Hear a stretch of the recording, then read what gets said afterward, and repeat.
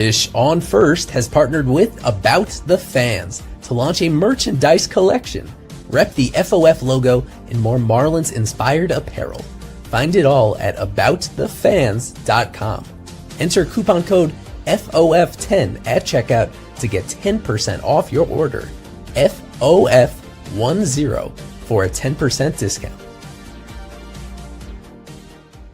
This is Griffin Conan. This is Xavier Edwards. This is Liam Hicks. This is Dave Myers, and you're watching Fish on First live.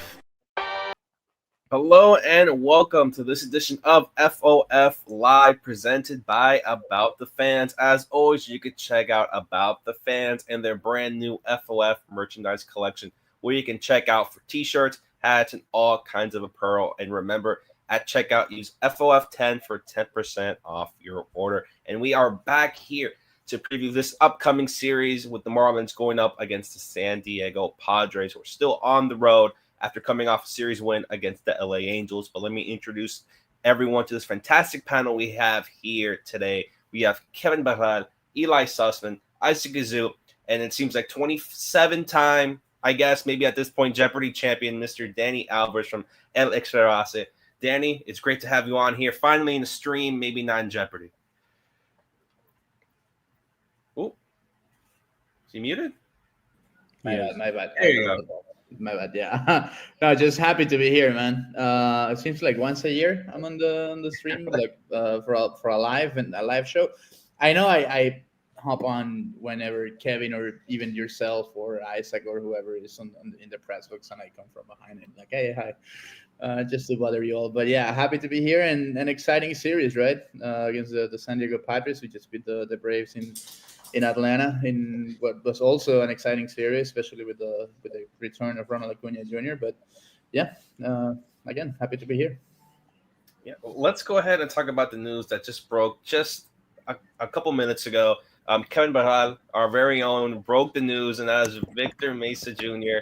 being called up to the MLB roster. He, I believe, been activated. Will on the bench tonight. Will start tomorrow. Kevin, give us a little more on this news, what this means for the Marlins now, and maybe a little bit of an overview about VMJ. Yeah, hasn't been officially activated, but our understanding is he will be activated, come off the bench. Well, he will be on the bench, and tomorrow is when he will be making officially his major league debut. His family's on the way to San Diego. About 6 or so of his family members will be there to watch him. But yeah, I mean, VMJ's coming up. He's going to be a major leaguer. Thought that was going to happen last season, especially how well he was playing. Unfortunately, there was a lower back injury that knocked him out for the remainder of the season. Didn't even have an opportunity to really compete for a roster spot in 2025 in spring training. With he had like an oblique strain or hamstring strain, I apologize, and then some sort of thing with like some warts in his foot. Had to get those surgically removed, so it was a whole thing. And he's back. It took a lot longer than it should have, but he's officially healthy, good to go. And after 6 games in AAA Jacksonville, he's called up, and it's a good call up at the end of the day. We'll see what the corresponding moves look like, but it's a guy who can play all 3 outfield spots. Hits left-handed pitching very well. It's reverse splits, so we'll see if those continue in 2025. Very good reverse splits in 24. And, a little bit of pop. He's a good defensive outfielder. I think this is a good addition for the Marlins, especially now. We'll see what the outfield looks like, how much playing time he'll actually get, but it's a nice left-handed bat that they needed. I think it's a good profile. I'm not saying he's going to be great. It'll take him some time to adjust. We'll see how long he's even up here for, depending what the corresponding move does look like. But if they're calling him up, my guess would be that he's going to be up here for a while. There's no need to – he's got nothing else to prove in AAA Jacksonville at this point. He's been up there for a very long time.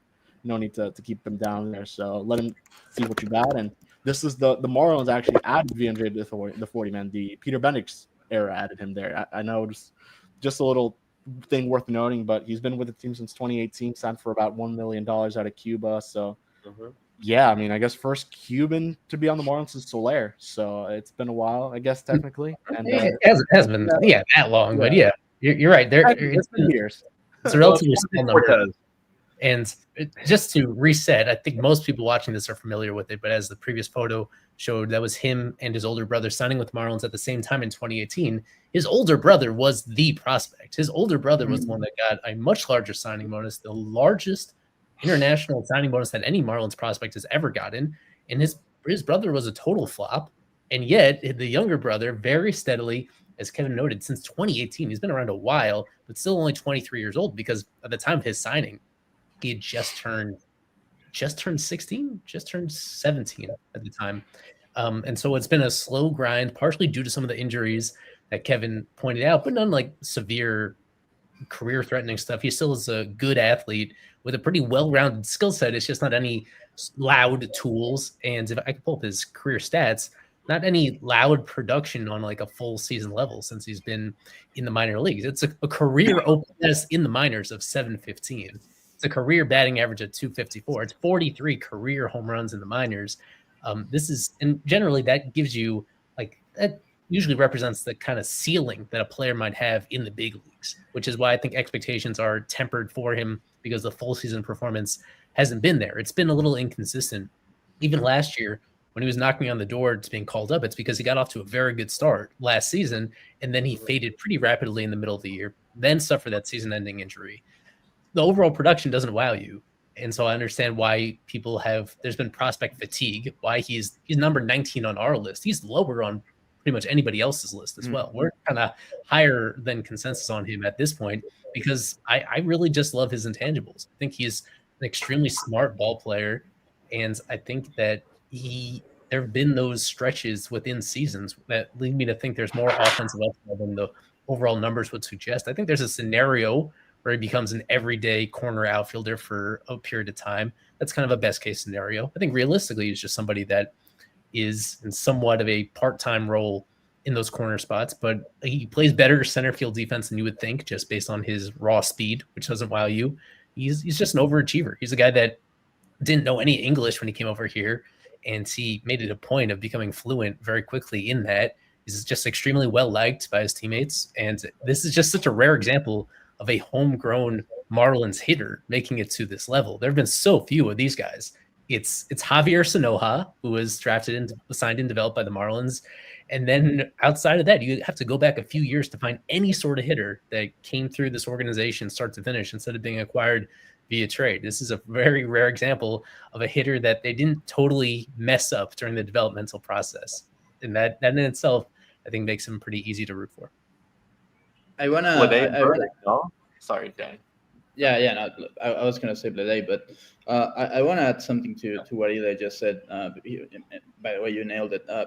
Is that you have to give him a lot of credit because this is a guy that came obviously with his brother, and it was basically an obligation for the Marlins to sign him in order to have Victor with the organization. It was basically you have to take them, both of you. Don't take Victor, who was the biggest prospect in international baseball for some reason in 2018, right?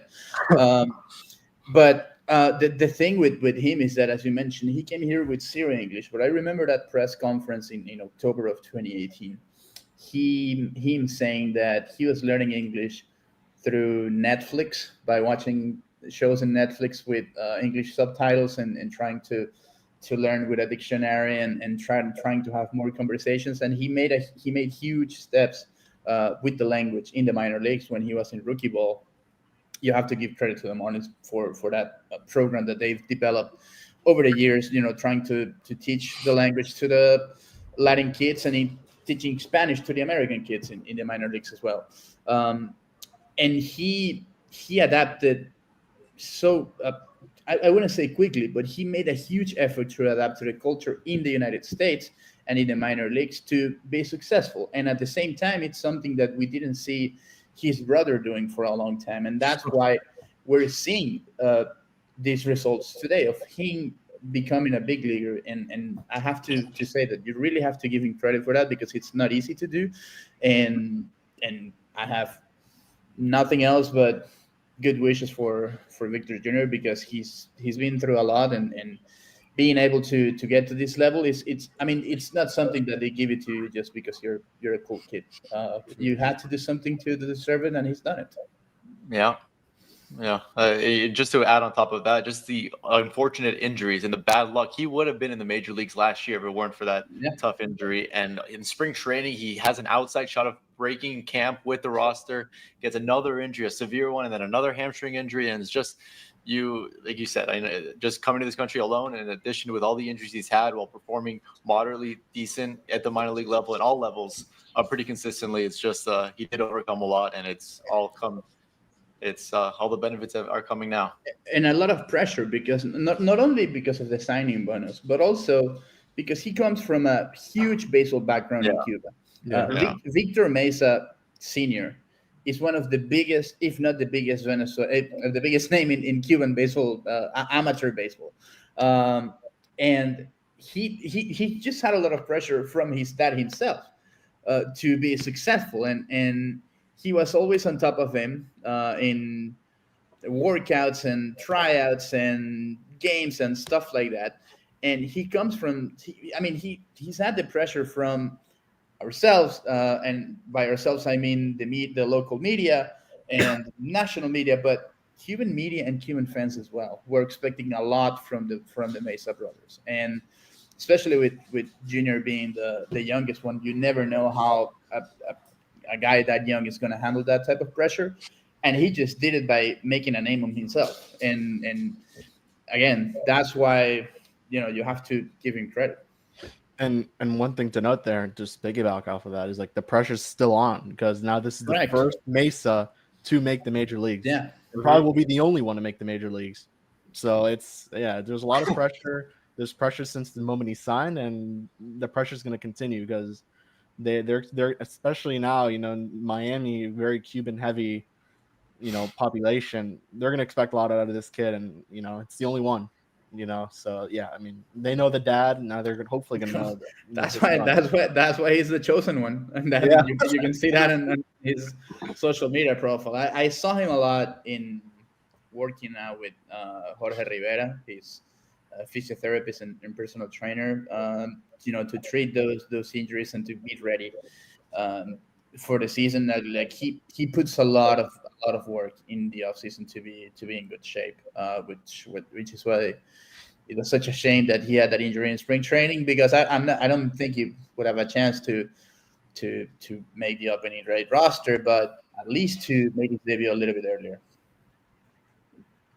I want to hear from Alex Carver, who just joined us, our resident minor league expert. You've been covering VMJ since he even got to the minors, I believe so, dating that back far, 6.5 years now in the organization, one of the longest tenured Marlins, also now getting a point to make his debut. Carver, what can we expect from VMJ? And maybe you can answer PJ's question. Speed, power, what tool maybe separates him to be able to get this call up? Defense is the main thing. His defense is for real. They needed a center fielder. From what I understand is that they needed a center fielder. There are other guys in the minors that are deserving, but they don't play center field. Victor Mesa Jr. plays great center field. He is very, very, very good there. I fully believe that this will probably turn into the best defender on the Miami Marlins Major League roster because that's how good he is in center field. Does it all there. Speed, arm's good, covers all the ground. He can play the corners if he needs to. So he's going to be easy to get into games. You guys kind of covered it. He's just gone through these injuries that have kind of limited his minor league time, which is why he's not here before now. The spring training injury this year was just horrible. I felt so bad for him. The pressure as well. You guys said it. Like Kevin, you said it yourself. Like coming out of that signing, it's Victor Mesa, but really now we're talking about Victor Mesa Jr. as the signing out of those two guys. So there's pressure on yourself to come from the baseball background that he did, which Danny, you mentioned, to carry on a legacy. And that starts now for this player. So I hope he's ready for this moment. I think that he is. The injury sucked, but he's kind of just stuck through it. He's been through different coaching staffs. He's been through different front offices. Like it's been through different guys on the international side. Like there's just a lot of things to this player that have changed over time, but what's never really changed is work ethic. And he has a great work ethic. He's a good dude. And I'm proud that he's here because I'm going to be intrigued to see what he does in the major league level. This is cool. Christina is just reporting that Derek Hill is going to the IL with a left wrist injury. Yeah, and that makes sense. When I heard IL, I was like, okay, well, Victor's on the 40. That makes him easy to get here. You don't have to make another roster move. You don't have to DFA Derek Hill. So, it sucks for Hill to see an injury, but, this is deserved for VMJ. If you look at the numbers overall this year, it's not really going to say it, but this guy's grinded his ass off, and I'm glad that he's here. Let me go to Kevin. So that sorry, Dan. They could have gone. I know Dane was finishing up a rehab assignment. I think one of his games was delayed, but I thought he was going to be the perfect corresponding move for that. But hey, it speaks highly of Victor Mesa Jr. You know, they didn't rush Dane's rehab; they're taking their time and they're calling up the left-handed hitter for Hill. Yeah, correct. Because I like from what I was hearing, they were expecting Dane for the first game against San Francisco in Miami. Yeah. So they obviously didn't want to rush it.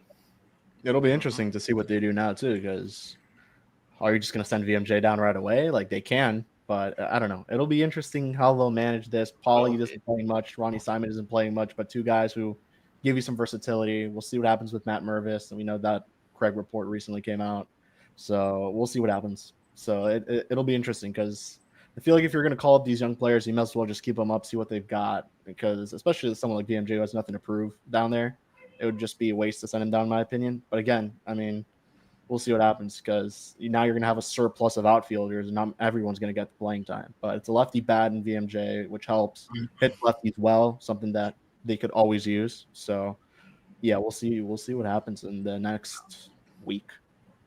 For those curious about the Hill injury, I mean, Christina speculated this, and that's what I thought as well. Maybe this was in the 8th inning yesterday, making this play, and perhaps he landed on that wrist in a way that aggravated the injury. So that stinks because Hill has been playing really well this past week. We were talking about this in our staff chat about Hill's performance and like his overall value as a player. And overall, I've been impressed with him. I think he's somebody that is still like a useful major league player, and that they weren't going to force VMJ up right now unless there was an injury in this case. So it's a bummer for Hill because this was his chance to play. And then depending on how Mesa does, and then of course now with Dane thinking that he'll come back very soon, I don't know what sort of opportunity he'll have moving forward, but he was making the most of it. He was doing really well overall during this recent month.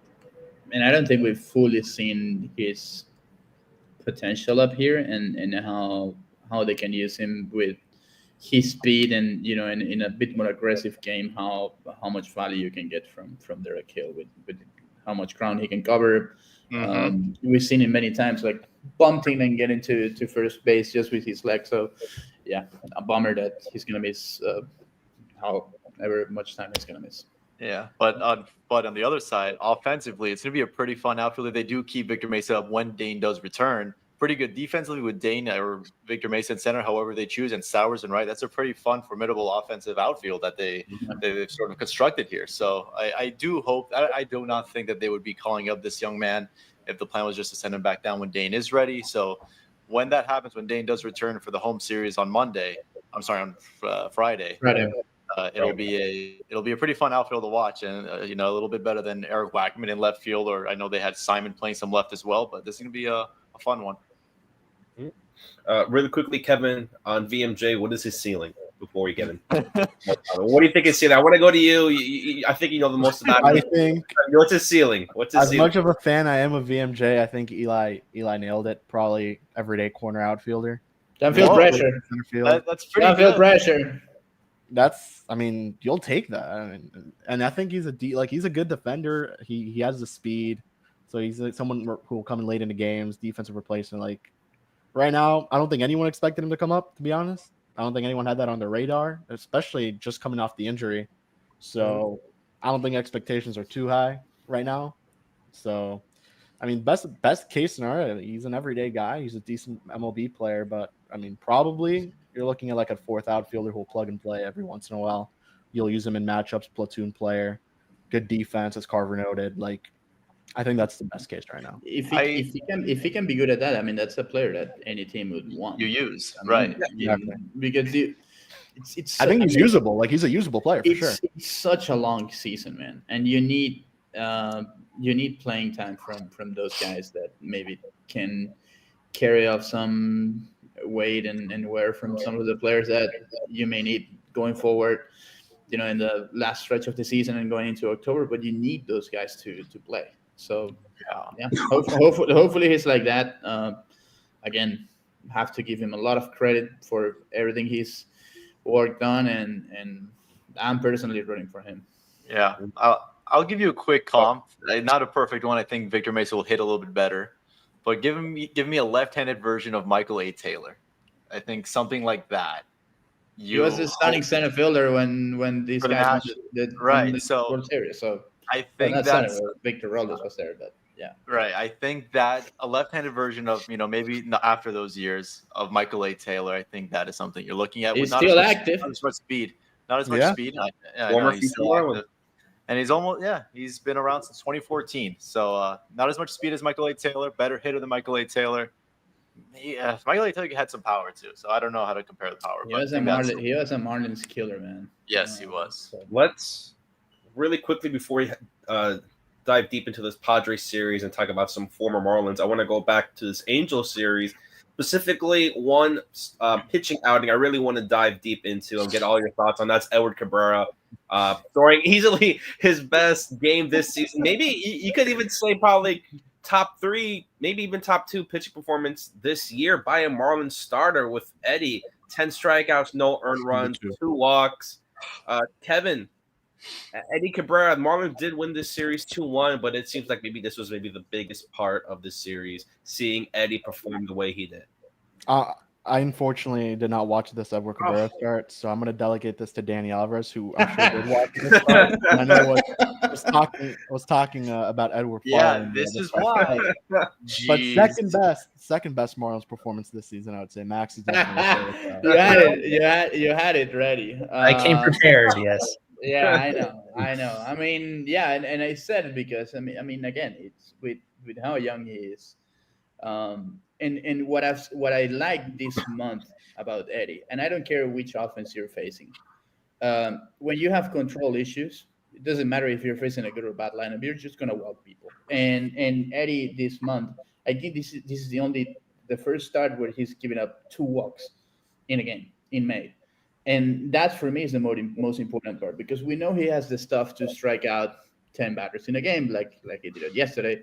But the for him to be pounding the strikes and having a higher percentage of first pitch strike, it's something that they've been preaching this Marlins coaching staff all year long. But to see Eddie really buying into that and trying to, I guess, find his identity as a pitcher, it's something huge. And when you have him having starts like this and him hitting the strike zone and not walking a lot of many batters, again, I don't care about the strikeouts. I don't care about how long he can go, how many runs he allowed. Not walking people, it's just huge for Edward. And with the type of stuff that he has, you try to push him as much as you can, because you're going to get something good out of him. And that's why, as I said on that tweet, you just don't give up on a talent like him, just like that. I mean, I get it. And it's good to see him come back, and it's good to see him be decent again. But you said because of how young he is, he's 27. He's not, but he's still, that's still young. He's young. 27 is young for a starting pitcher to finally figure out control. I don't know about that one, Danny. How many? Do you see many cases of pitchers making his debut at 26 and figuring out at 27 or even later in their careers? Like you can go with many examples of that. Obviously, the higher you go, you get said like, oh yeah. But look at, for example, Jake Arrieta when he figured it out when he was a prospect in the Orioles, and then look at Roy Halladay. I mean, obviously that's pretty high.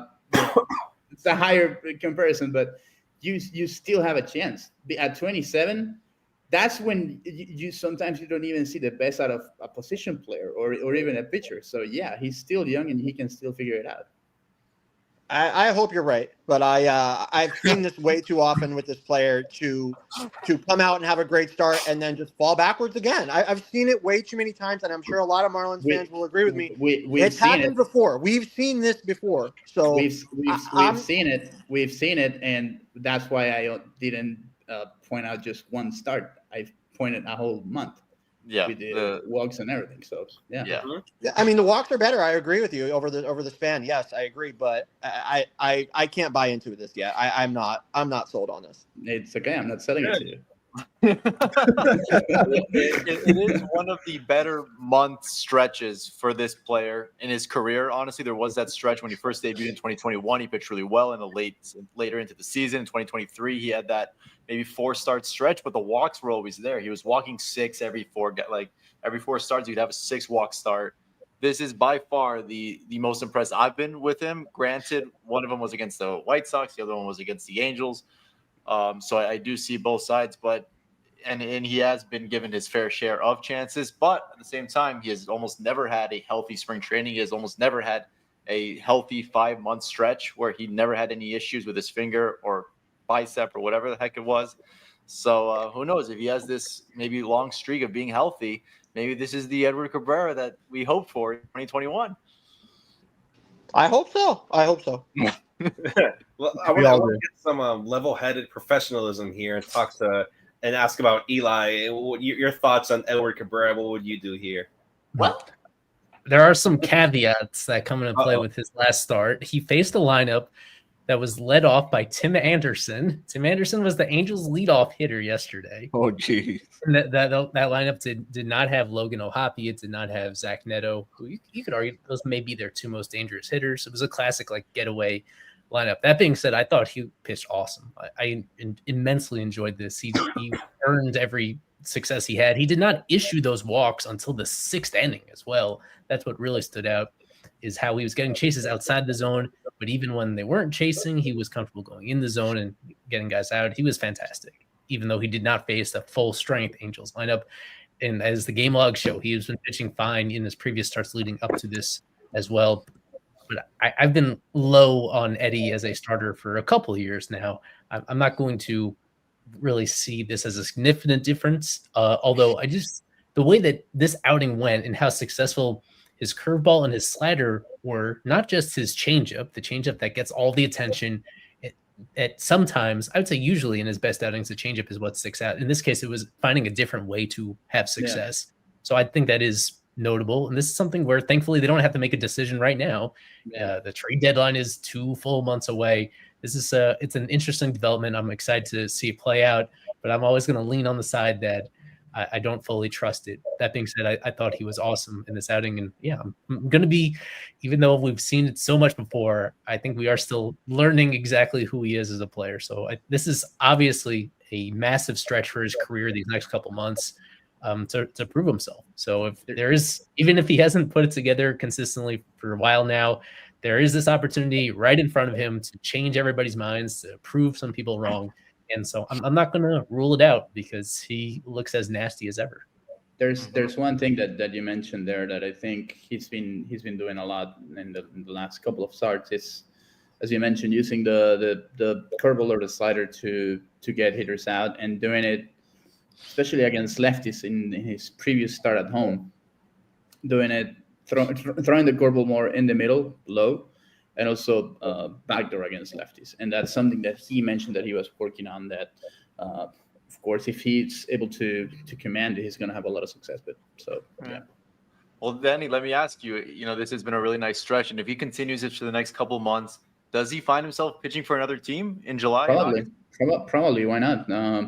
I think, arbitration eligible. And I mean, we know about the depth that this organization has in the minors, and with guys that are about to come back. So yeah, I wouldn't see why, if he continues like this, he becomes a trade piece in July. And we know in the past the teams have asked for Eddie, and I know they did in the offseason as well, and they wanted to hold him too, because they wanted to see if he's going to be able to figure something out. And if he can continue pitching like this, then they can get some value out of him. Yeah, but now that we're talking a bit about trade pieces, do you guys see any other trade pieces the Marlins currently have? I know going into the season, a lot of talk was Sandy and maybe guys like that. But now that we're a couple months into the season, are there players that maybe are coming into the notion that, hey, these can be potential trade pieces? I know that Chad is really talking about Ronnie Henriquez and how great he's been performing. Jesus Sanchez could be a guy that could potentially get traded depending on how he performs. Whoever wants to take over, Kevin. Kevin, do you see any trade pieces the Marlins could potentially have right now, or that we could see in a couple months? Yeah, I think you mentioned it. Henriquez seems like the more obvious one. Just how good he's been. That's like one of the better waiver claims that Bendix has made. And now Eli mentioned that today in the official show.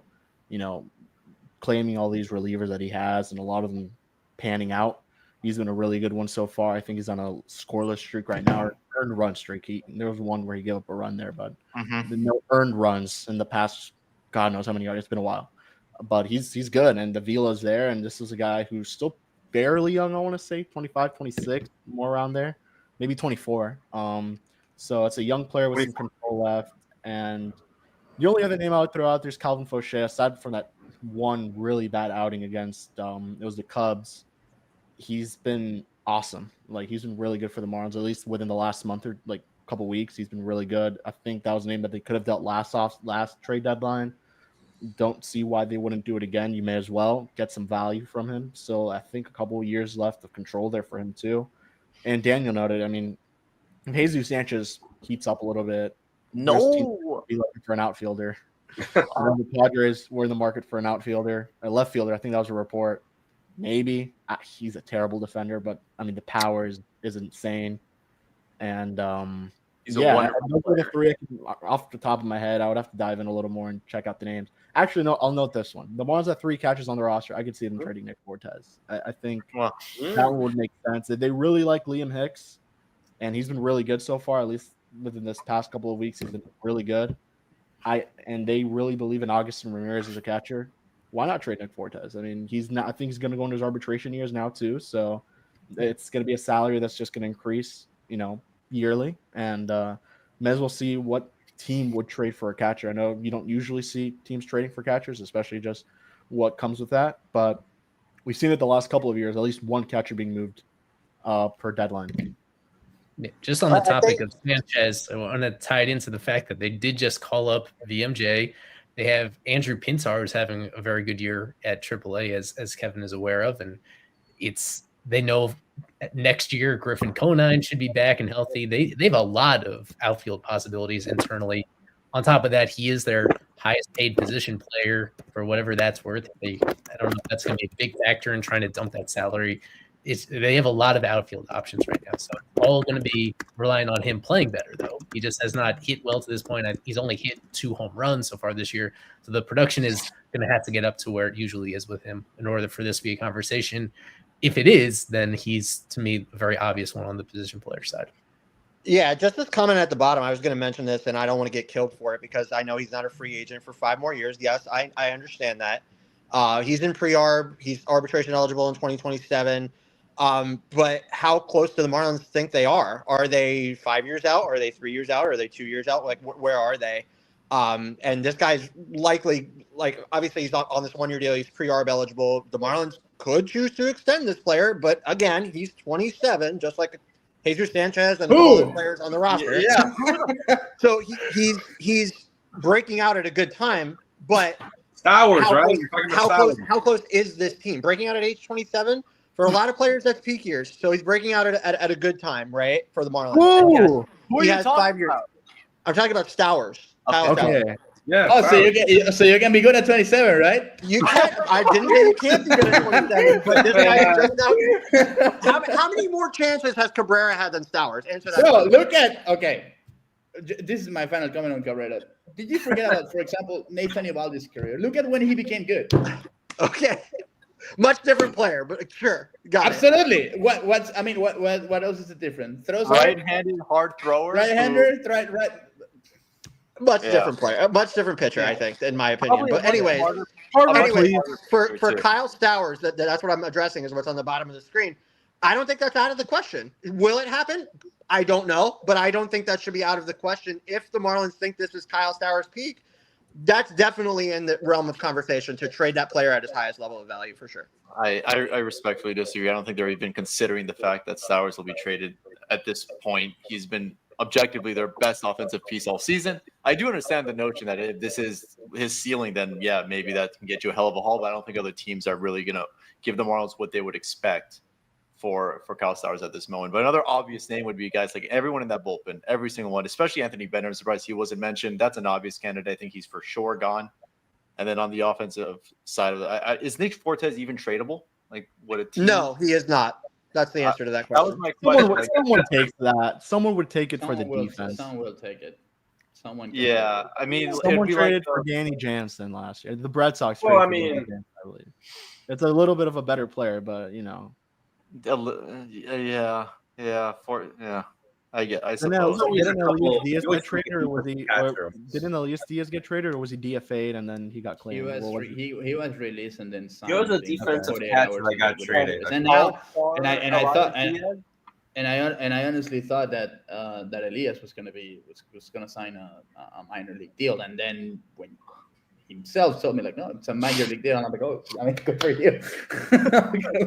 Like, I'm happy for you, but yeah, I mean, when you have a catcher like Nick, I mean, this year obviously it's unfair and he missed sometimes due to injury, but last year we saw that the blocking was legit, that his ability to throw runners out was legit as well. I just don't know what happened with that pitching staff, that it's having that so many issues holding the runners. But as any team can take a backup catcher like Nick, any given day. So yeah, Fair enough. I'm not saying Carver that he's gonna be Adley Rutschman or William Contreras. So, yeah. Don't worry about that. You usually see a guy like Austin Hedges get traded every other year. Every other year, right? He got traded too. Yeah. Yeah, he gets traded, I think, every other year. And Nick Fortes is way more of a superior hitter than he is. But we are past the half-hour mark. Let's go ahead and talk a little Padres and Marlins. I'm not sure if the lineup is out yet, because I know that the game is still a couple hours away. But I remember I saw Kevin in our chat writing that a certain player might not be starting today for the Padres, and that's the player I really want to talk about here with Danny Alvarez. That is Luis Arias. I feel like it's so much contention, where it's on Twitter, in our chat, whether in all of baseball with Arias. I believe going into a free agency. Danny, how would you mark Arias so far with the Padres compared maybe to his Marlins tenure? Yeah, obviously not as good as his first full year with the Marlins, right? In 2023, where he hit over 350, won the batting title, and was the first time ever where he got double digits in home runs. And I think he's gonna have one of the most interesting cases for a free agent in the last couple of years. And I'm not saying this that he's gonna, because I said this in a Venezuelan show, and they were like, well, like Soto. I'm like, no, of course it's not gonna be like Soto. Well, like, what the hell are you talking about? But it's gonna be interesting, because we're gonna see a very interesting discussion with the old school type of people with all the batting titles and the batting average, and just a new way to evaluate players, right? And how much value Luis has, aside from his ability to make contact and put the ball in play, which isn't a lot. So that's why it's going to be so interesting. I know last year he had the thumb injury, where he played with a torn ligament for almost more than half of the year. Since June, he had the torn ligament. So, I mean, give a lot of credit to him. It's the Ras Colombian. Marce, I love you, man. But no, so I hate this comment so much. But yeah, it's gonna be interesting. I think he's not in the lineup today. He's not.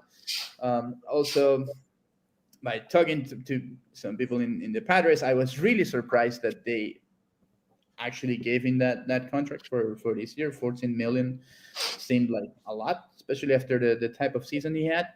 But he brings also a lot of intangibles to that clubhouse and to that lineup as well, and that's, for me, one of the most important things that Luis has. So yeah, I'm excited and intrigued to see what he's capable of doing for the rest of the year. And I do want to ask you, because I wrote about this maybe a couple of weeks ago or a month ago, about that, just revisiting that Pablo and Arias trade and how it's kind of worked out for both teams.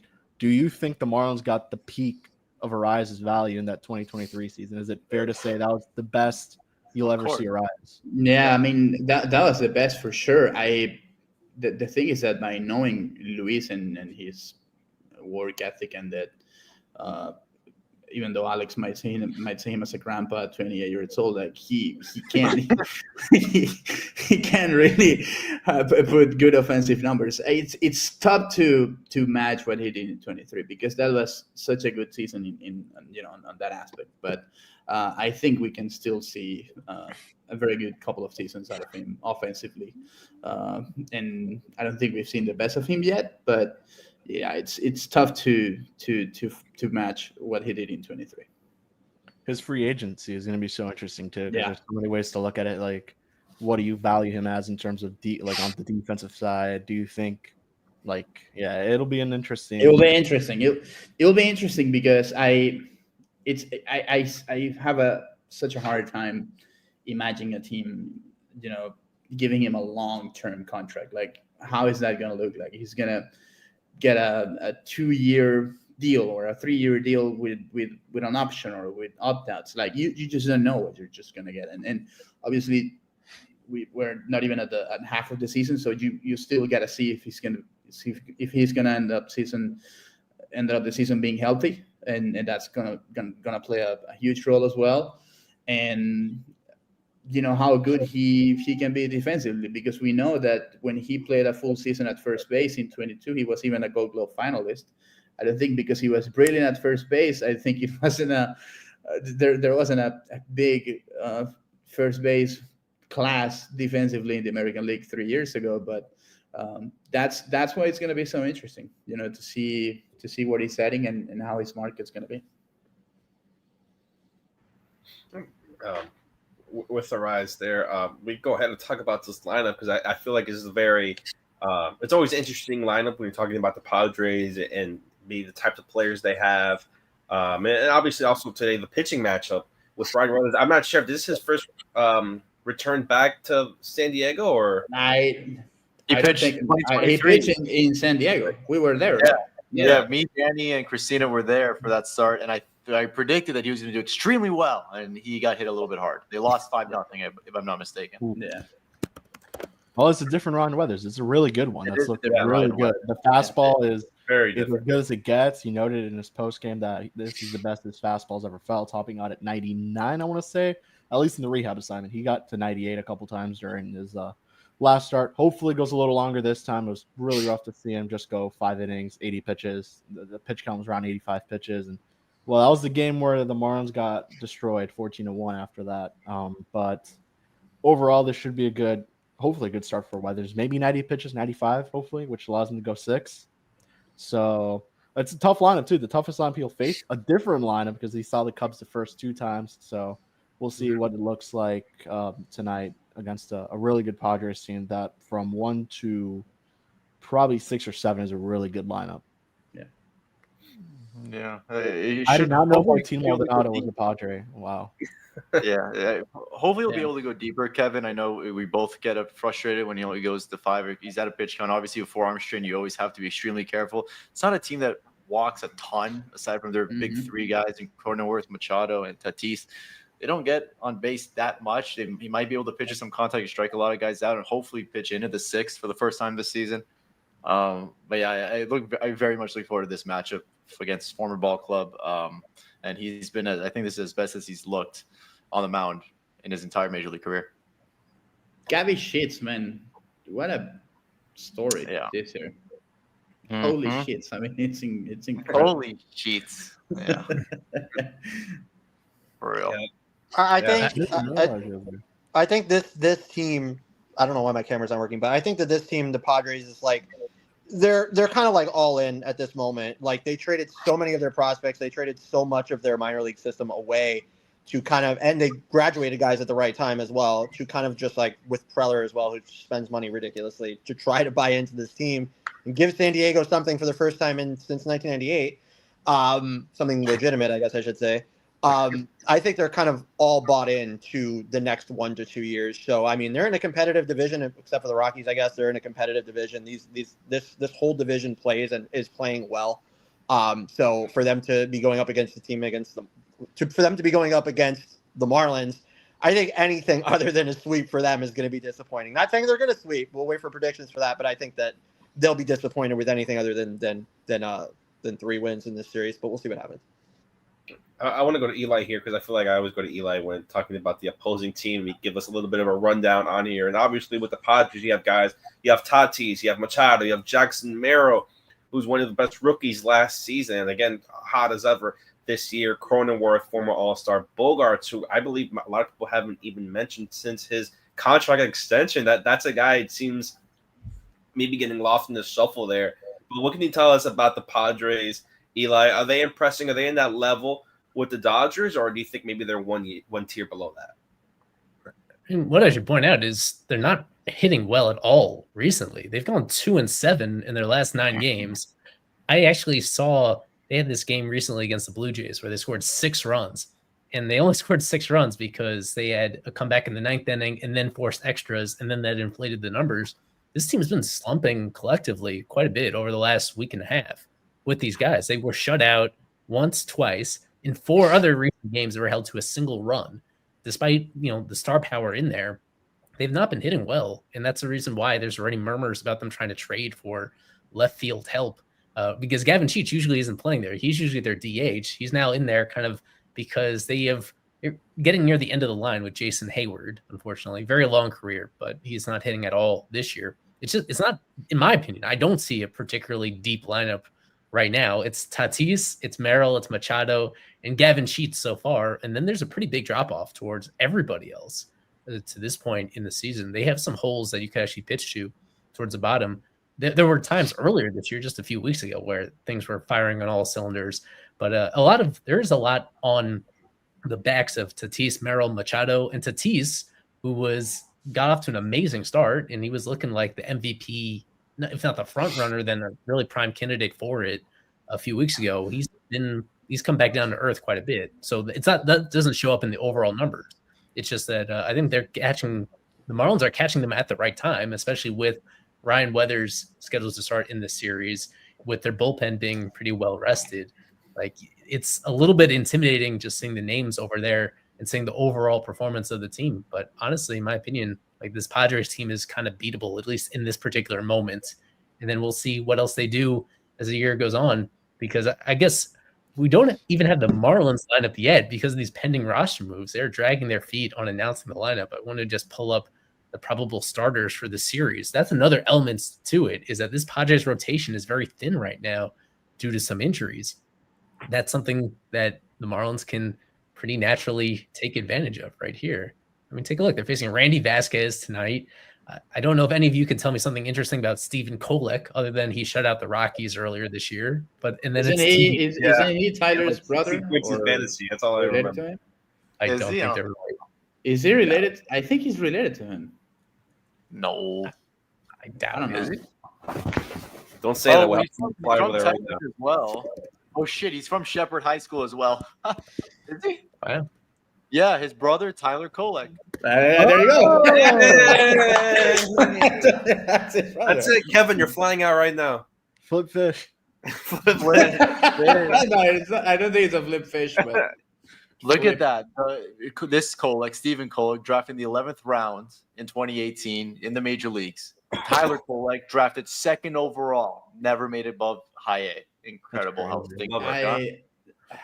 How they dropped the ball on Rodon on that draft. Everyone knew that was the right call. Everyone. Yeah. Well, Isaac, we know you're a Stan Meek fanboy, so we'll skip past that conversation. But before he had more, like, way. Oh my goodness, Carter! Like, way more. I know, but Isaac just like such an apologist. Isaac is such an apologist for that guy, even though late in his career he was terrible with the Marlins draft. He drafted Yelich, Jose, and what? I'm not saying he wasn't good early. I'm saying late in his career he was terrible, and you won't admit to that. Why do you want to mention that part?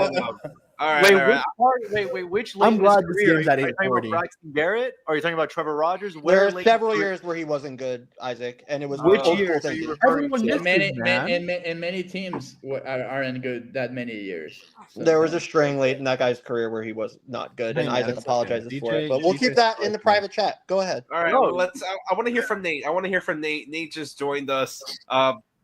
More of a perfect time to join us than right now. This series with the Padres. Just talk to us today. Try to divide from this this craziness going on. Well, I joined at the perfect time. I think that was some pretty good fireworks. It's a very fortunate. Let me say it's a very fortunate. As Mr. Denny Edwards, we're very fortunate. I'm very fortunate. But no, I think this is a perfect start for the Marlins right here. You got these three guys coming out, and I think me and Eli talked about it yesterday. But the starting pitching really, as of late, even the latter half of the month of May, was honestly stellar for the Marlins, especially after the first month and a half was pretty abysmal, and big part of that is Ryan Weathers coming back. ERA sub-2 after facing the Cubs twice, which is pretty impressive. And he's gonna have, like Eli said, the Padres are on a cold stretch right now. They're facing with a great time, and of course, maybe a little extra motivation to his former team back. I think he's gonna have a big day today. And Matt, also in Chicago, had a great day. He did go 6. Controversial decision at the end, which we will leave aside. But I think he's gonna do well as well. And then, of course, Sandy, we're all waiting for it out of him. I'm not sure of his career statistics against the Padres, but I'm expecting him to have a big day as well. I think we've all been waiting for it. He's shown flashes, and it's not to be so disappointing for a guy like Sandy, who's uber competitive, and he's just 1-2 pitches away, maybe 1-2 unlucky swings away from really showing that vintage Sandy is back. So I think this is exactly what the Marlins were. Even Cal and Edward are doing much better than they have in the past. So it's looking up for this rotation. I think they're going to get 3 good starts out of these guys this week. Shout out Cal Quantrill. Shout out Cal Quantrill. I want to hear Nate's thoughts on VMJ really quickly, on him called up to the majors, and maybe what this means, because I want to get your thoughts, because you're also a part of the prospect rankings also here at FOF. I'm not really too optimistic about his offensive ceiling as of now. I want to see him. I know Isaac would be proud of me for that one. I got you, Isaac. I'm very proud, Nate. Very proud. Yeah, but I think this little stint up here is going to get him a lot of reps against major league pitching. That's going to be much needed for a guy like him. Defensive speed is going to be fun to watch, especially replacing Derek Hill. But I think the defense is going to be there. I think we're going to see some flashes of him. Maybe made some good plays, some challenging plays to fit in right here in this Marlins outfield. The bat, like I said, it might be a little bit of a work in progress, but I'm excited for him. This is much deserved for a guy like him. I tuned in at the beginning. Who would have thought that he would have debuted before his brother? His brother's in the Bahamas diving with pigs, and here is BMJ debuting in 2025. So I'm very happy for him. I think he's going to – I'm not really going to set my expectations too high for him, but I'm happy for him. And I think, like I said, getting these reps against major league pitching is going to be huge for a guy like him. Be careful, Nate. Be careful. Victor Mason Jr. is not going to like that. Wait till he leads into the Rookie of the Year. Oh my God, Isaac! Please. Let's go. Augustine Ramirez, VMJ, Rookie of the Year. By the way, I'll make a final point. Oh, swell! Final point. Okay. Stand me. You said Tyler Kolek was the right call, Isaac. Yes. I said he wasn't. Okay, I thought you said he was. I apologize. I actually understood he was. We're talking Tyler Kolek in 2025. All right, things have officially seven All-Stars. 7 All-Stars drafted after him in the same round. Isaac. I want Eli. Misses, man. Guy basically drafted 7 All-Stars himself. Like, what are you talking about? Yelich, that was a terrible pick. There were a few terrible picks in his tenure, but overall good. Yes, I agree. But Isaac apologizes for the bad years, which is bad. Sorry. Overall, on billboards in Miami. All right. Let's get that injury report before we head into predictions. Before all our heads blow up over the draft that happened close to 15 years ago or so. We're arguing over Stephen Kolek. Yeah. Hold on just a moment. Oh, what a This is in addition to the previously discussed Derek Hill. Oh, yeah, it includes the Derek Hill update right there. But yes, Yuri, hoping that is his second to last rehab start if everything goes according to schedule right there. Declan Cronin getting close as well. Hopefully next week we see Cronin come back from the IL. His velocity was down quite a bit in his previous rehab appearances in Jupiter. So still got to see how that plays out and hope he's back to normal. Dane already shared his excitement previously that he was in Jacksonville. So that should be a short rehab stint for Dane, and he should be rejoining the team this weekend if things go according to plan. Xavier Edwards, we'll see how that goes. He should be relatively close himself. It's just a question of whether he even needs a rehab assignment one way or the other. But a lot of good news up and down. Is it? I don't know. Obviously, we've known that early targeted to start in early January. Is it crazy to think that he's going to be back for the Rays series in Tampa? That's my guess. That seems to be exactly the way he lined up for him to make this one appearance and then one more in between. And that Rays series, they'll be on the road making his return in a minor league ballpark, but making his return nonetheless. Yeah, if things go according to plan. They made the VMJ thing official, by the way, for those who care. Oh, swell. So I'm guessing we have a lineup soon, or we'll have a lineup. Should be followed by a lineup, but Jeez, I hope so. 7 o'clock. Do you think they made a video for him, like the little, like those call-up videos? Nah, I'm bummed that we didn't get any John Birdie tribute video for his comeback. Yeah, man. What was that? Ridiculous. He was part of 2 playoff teams. I mean, come on. Stolen bases leader 1 year. There you go. Monte gets one, not him. Monte Harrison getting one was the most hilarious thing I'd ever witnessed in my life. The whole video was him scoring from third on that Aguilar sac fly. That was the entire video. Don't forget the diving catch in Philly too. That was his other career. Sick. moment. It was sick. Yeah. That was like That was pretty sick. I'll give it to him. Is he still a wide receiver on a college football team now? Is that still He's with Arkansas still. Yeah, I think he is. That's insane. Just Oh, wait, quickly, hold on, Danny Alvarez. Is he? Yeah, he's older than 27 too. So I guess he could still be good at football at over 27. He can be good. He can be good at football. And I don't think he's good at football either. But let's go on. He was good I last just- year. All right. it really is remarkable how with this team, almost every single time somebody's coming back from injury, somebody else suffers an injury. I want to reiterate that because we've spent so much time on this show, like speculating about what happens next when this guy comes back. It's just unbelievable. Like that Derek Hill, it's not an exact lineup because it's a few days apart from Dane coming back, etc. But it just constantly changes the calculus of how these roles are going to play out when somebody gets hurt with this team. So thankfully with Hill, it should just be a minor thing again, but it's amazing that it's every time we feel like we have a good idea in terms of how the rules are going to shake out, they lose somebody else to the IL. Well, I think Danny said it, Eli. Like you need guys that are going to be able to come up and play a role, right? And we hope that that's what Victor Mesa Jr. is going to do. But I don't think the Marlins have consistently had that for a very long time. You need role players. You need guys that are going to be able to come up and fill a gap. I don't think the Marlins have had that for a long time. So hopefully with what is going on in the system that will change. But I don't think they've had that consistently for a little while.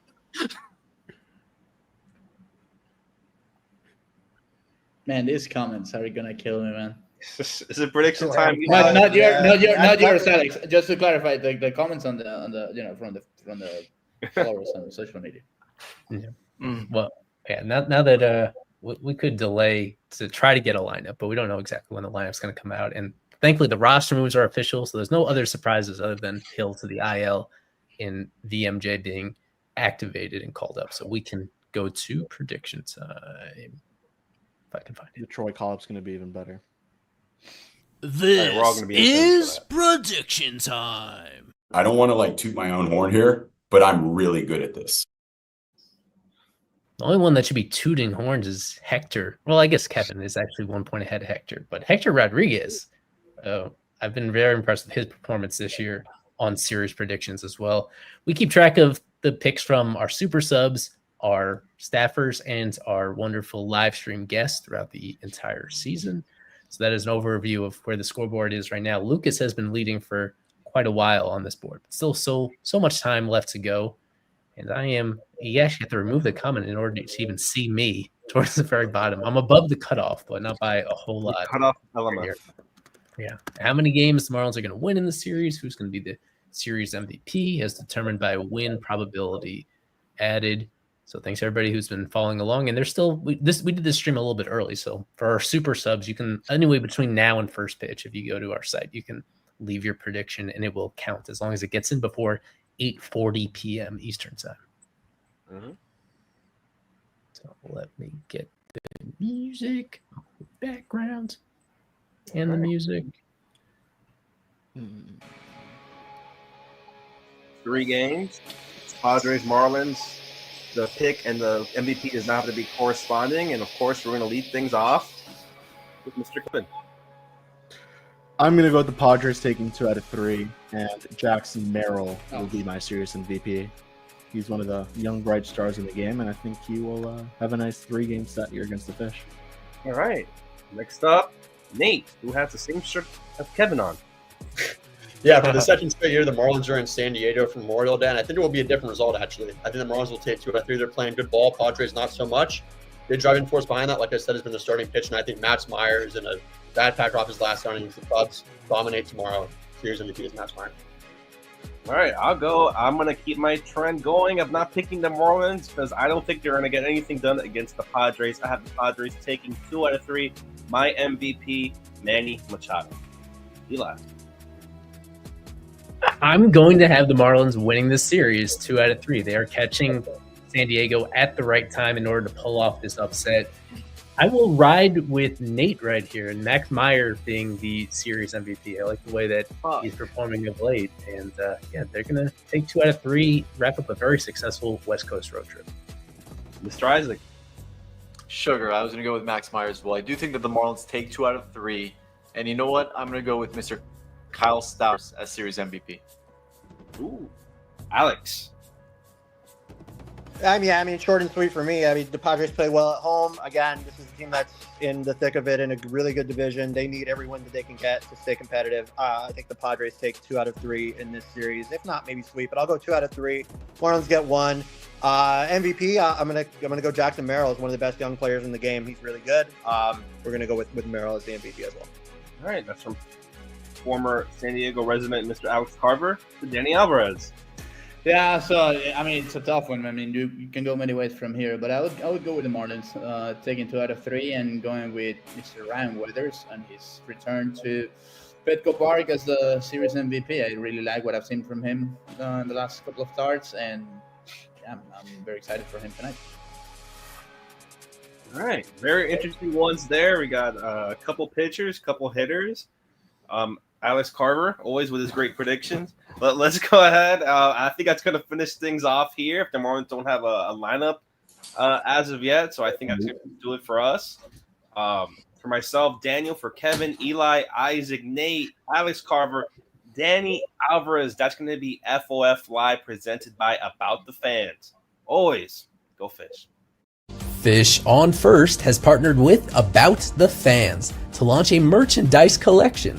Rep the FOF logo and more Marlins-inspired apparel. Find it all at aboutthefans.com. Enter coupon code FOF10 at checkout to get 10% off your order. FOF10 for a 10% discount.